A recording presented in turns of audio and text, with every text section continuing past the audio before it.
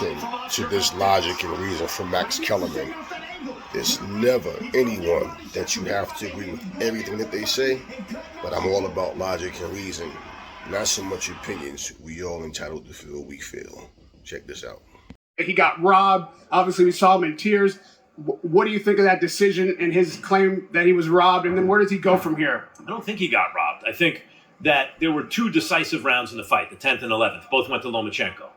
There were like 6 or 7. So how many swing rounds were there in that fight? You could have gone 116, 112. Either way, there were a ton of swing rounds. So I can't call it a robbery. I had Lomachenko winning. When I watched it live and I was scoring from a distance, because of where the perch was, where we were set up in Vegas, I had the 12th round for Loma. Close. I watched it again on tape. I got the 12th round for Haney. Close. But I flipped it originally live. I gave the first round to Haney. When I watched it on tape, I gave the first round to Loma and had Loma 7-5. You could have gone either way. The problem in boxing, as I said on my show Max on Boxing on ESPN2, is that all rounds, unless there's a knockdown, basically are 10-9.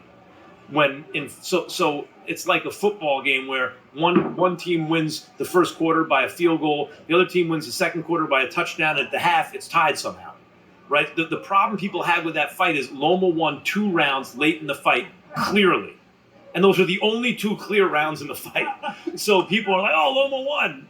Why? Because he won those 2 rounds. If fights were scored the way they ought to be scored, and no even rounds, then super close rounds should be 10-9 one way or another, and decisive rounds should be 10-8, and lopsided rounds should be 10-7. But that's not the way fights are scored. Does it matter who the champion is? Does a tie round go to the champion or a very close one? Sure, you can make a sport however you want it. Baseball just changed the rules to make a better product. That would encourage challengers to, like Lomachenko, in this case, to, step on it a little bit late in the fight. In the 12th round, he had an amateur mentality where he felt like he must have hit Haney with this part of his glove enough times that he had an insurmountable lead. He did not. He sat on a lead in the 12th round, and it cost him. Go out and win the 12th round, and then you win the fight. Does that measure into your metric, who the champion is on those close rounds when you're scoring?